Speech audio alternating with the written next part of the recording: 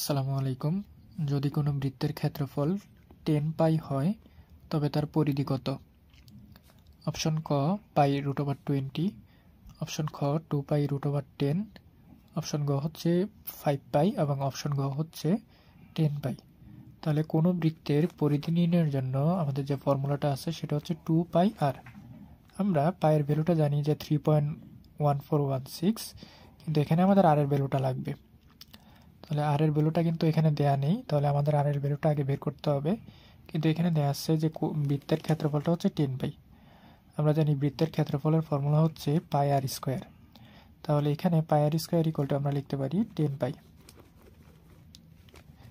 বা এখানে আর স্কোয়ারটা রেখে 10 পাই ডিভাইডেড বাই পাইটা পাশে ডিভাইড আকারে নিতে পারি। তাহলে পাই পাই কাটা, বা এখানে আর স্কোয়ারটা চলে আসে